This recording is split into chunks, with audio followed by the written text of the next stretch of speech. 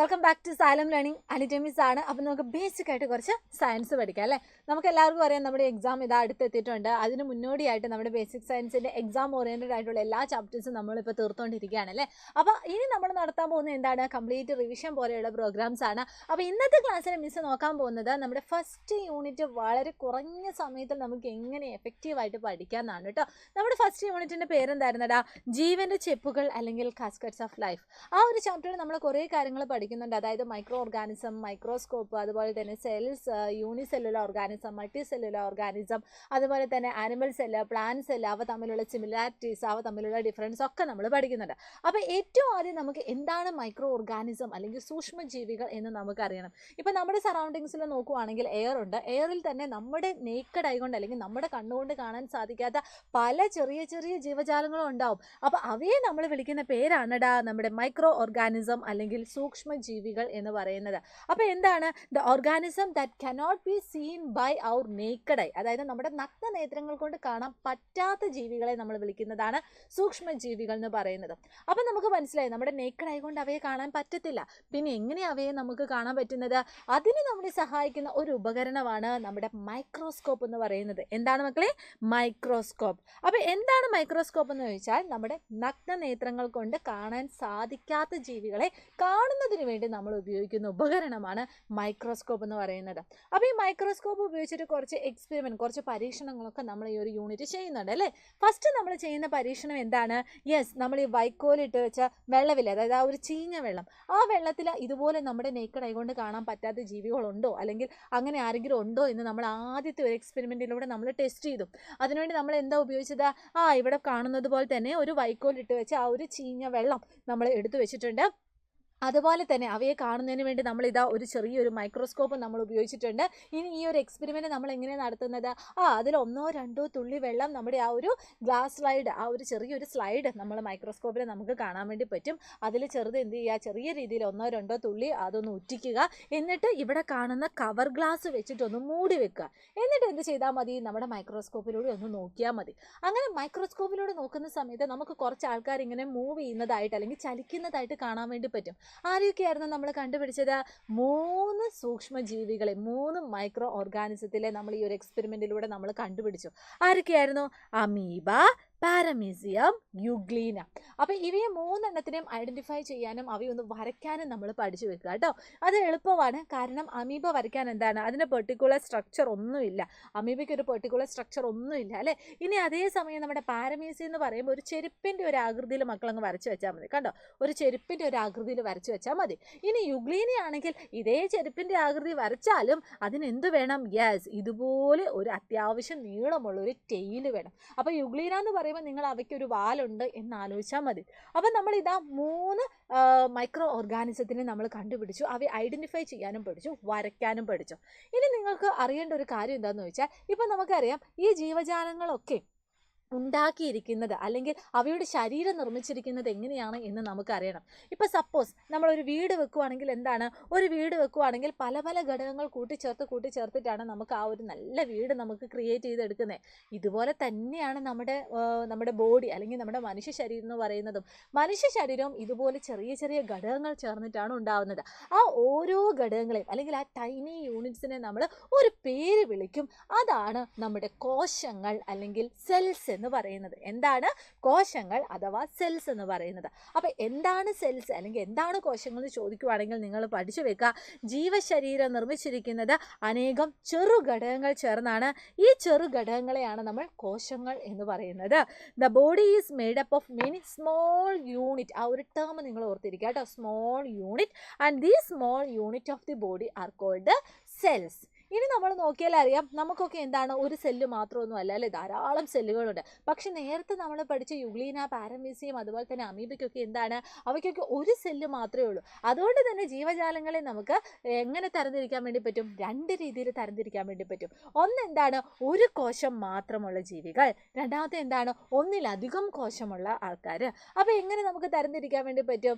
Yes, first ആണ് മക്കളെ നമ്മൾ തരംതിരിക്കുന്നത് യൂണിസെല്ലുലാർ ഓർഗാനിസം. എന്താണ്? എന്താണ് യൂണിസെല്ലുലാർ ഓർഗാനിസം അല്ലെങ്കിൽ ഏകകോശ ജീവികൾ. എന്താണ് ഏകകോശ ജീവികൾ? അവയുടെ ആ ഒരു പേര് കേൾക്കുന്നത് പോലെ തന്നെ എന്താണ്, ഒരു കോശം മാത്രമേ ഉള്ളൂ അല്ലേ? there are organism with only one cell. അതാണ് യൂണിസെല്ലുലാർ ഓർഗാനിസം, ഒരു കോശം മാത്രമേ ഉള്ളൂ.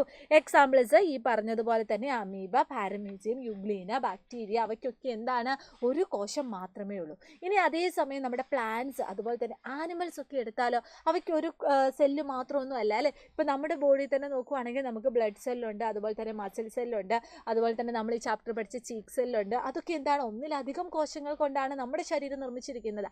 അതുകൊണ്ട് തന്നെ ഇത്തരത്തിലുള്ള ജീവജാലങ്ങളെ നമ്മൾ എന്താ വിളിക്കുന്നത്? യെസ്, മൾട്ടി സെല്ലുലാർ ഓർഗാനിസം അല്ലെങ്കിൽ ബഹുകോശ ജീവികൾ എന്ന് നമ്മൾ പറയുന്നുണ്ട്. അപ്പോൾ ഇത് രണ്ടും തമ്മിലുള്ള വ്യത്യാസം ഓർത്തിരിക്കുക. എല്ലാത്തിൻ്റെയും കുറച്ച് എക്സാമ്പിൾസ് നിങ്ങൾ എന്ത് ചെയ്യണം, നോട്ട് ചെയ്ത് വെക്കണം. ഓക്കെ അല്ലേടാ? ഇനി അടുത്തതായിട്ട് ഇതാ വേറൊരു എക്സ്പെരിമെൻ്റ് ആണ് നമ്മൾ ചെയ്യാൻ പോകുന്നത്. ഈ ഒരു എക്സ്പെരിമെൻറ്റിൽ എന്തൊക്കെ കാര്യങ്ങളാണ്, എന്തിനു വേണ്ടിയാണ് നമ്മൾ ഈ ഒരു എക്സ്പെരിമെൻറ്റ് സെറ്റ് ചെയ്യുന്നത്? യെസ്, നമ്മുടെ കവിളിലെ കോശം ഐഡൻറ്റിഫൈ ചെയ്യുന്നതിനാണ് കേട്ടോ.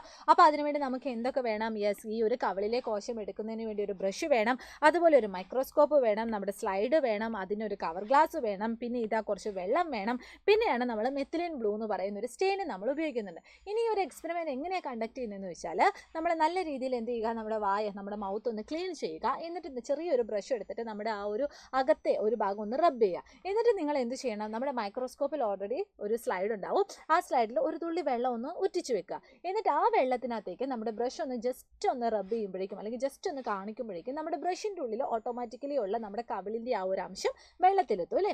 എന്നിട്ട് അതിനകത്തേക്ക് നമ്മൾ എന്ത് ചെയ്യണം, നമ്മുടെ ഈ ഒരു സ്റ്റെയിൻ ഒന്ന് ആഡ് ചെയ്യുക. എന്നിട്ട് കവർ ഗ്ലാസ് ഇട്ട് മൂടുക. എന്നിട്ട് നമ്മൾ ഈ മൈക്രോസ്കോപ്പിലൂടെ നോക്കുക.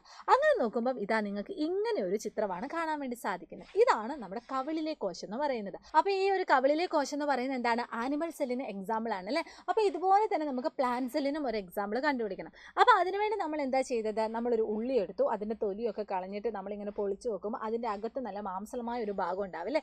ഈ ഒരു ഭാഗം എന്ത് ചെയ്യുക, നമ്മുടെ മൈക്രോസ്കോപ്പിൽ നമ്മുടെ ആ ഒരു സ്ലൈഡിൽ നമ്മൾ ആദ്യം മുറ്റിച്ച് വെച്ച വെള്ളത്തിലേക്ക് ഒന്ന് ചെറുതായിട്ടൊന്ന് വെക്കുക. എന്നിട്ട് ഇവിടെ നമ്മൾ യൂസ് ചെയ്യുന്ന സ്റ്റെയിനാണ് നമ്മുടെ സഫ്രാനിൻ എന്ന് പറയുന്ന സ്റ്റെയിൻ.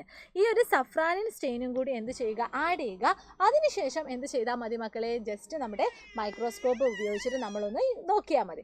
അങ്ങനെ നോക്കുന്ന കേസിൽ എന്താണ്, നമുക്ക് വേറെ ഒരു രീതിയിലുള്ള രൂപമാണ് കിട്ടുന്നത്. ഇതാണ് നമ്മുടെ സ്വന്തം പ്ലാന്റ് സെല്ല്, അതായത് നമ്മുടെ ഉള്ളിത്തൊലിയിലെ കോശം എന്ന് പറയുന്നത്. അപ്പോൾ ആനിമൽ സെല്ല് നമ്മൾ പറഞ്ഞു, അതുപോലെ തന്നെ പ്ലാന്റ് സെല്ല് നമ്മൾ പറഞ്ഞു. ഇനി നിങ്ങളോടൊക്കെ തോന്നുന്ന ഒരു ഡൗട്ടാണ്, നമ്മൾ ഈ ഓരോ ജീവജാലങ്ങൾ ഇങ്ങനെ വളരും തോറും അവയുടെ കോശങ്ങൾക്ക് എന്ത് വ്യത്യാസമാണ് വരുന്നത് എന്ന് നമുക്കറിയണം അല്ലേ. അതായത് മക്കളെ, ഇവിടെ നിങ്ങൾ ക്ലിയർ ആയിട്ട് പഠിച്ചു വെക്കുക, ഒരു ജീവിയുടെ വലിപ്പം കൂടുന്നതിനനുസരിച്ച് അവയുടെ ആ ഒരു കോശത്തിൻ്റെ അല്ലെങ്കിൽ സെൽസിൻ്റെ വലിപ്പമല്ല, നേരെ മറിച്ച് അവയുടെ എണ്ണമാണ് ഇൻക്രീസ് ചെയ്യുന്നത് എന്ന് പഠിച്ചു വെക്കുക. ദാറ്റ് മീൻസ് ജീവികളുടെ വലിപ്പം കോശത്തെ അല്ല, അവയുടെ എണ്ണത്തിനെയാണ് ആശ്രയിക്കുന്നത്. That is the size of the organism is not based on the size of the cell and only based on the number of the സെല്ലാണ്.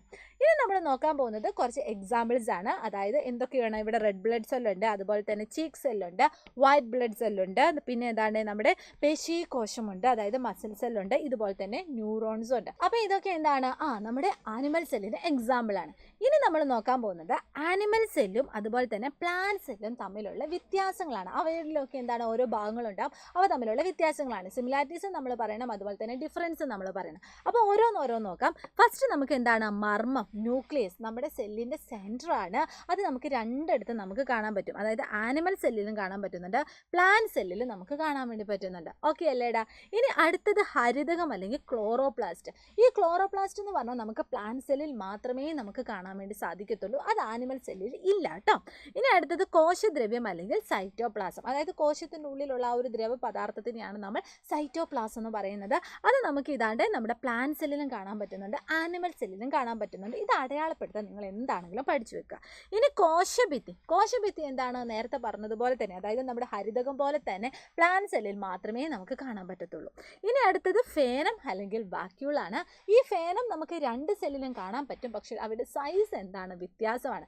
എവിടെയാണ് ആ ഒരു ഫേനത്തിൻ്റെ സൈസ് കൂടുതലുള്ളത്? യെസ്, പ്ലാന്റ് സെല്ലിലാണ് കൂടുതലുള്ളത്. ആനിമൽ സെല്ലിന് ഫേനമുണ്ട്, പക്ഷെ വളരെ ചെറുതായിരിക്കും കേട്ടോ.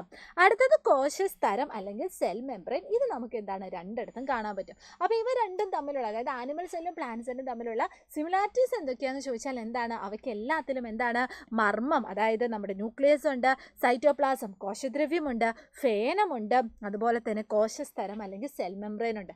ഡിഫറൻസ് എന്താണെന്ന് ചോദിച്ചാൽ ആനിമൽ സെല്ലുമായിട്ട് കമ്പയർ ചെയ്യുമ്പോൾ പ്ലാന്റ് സെല്ലിന് നമ്മുടെ ഹരിതകം, സെൽ വോൾ ഒക്കെ ഉള്ളൂ.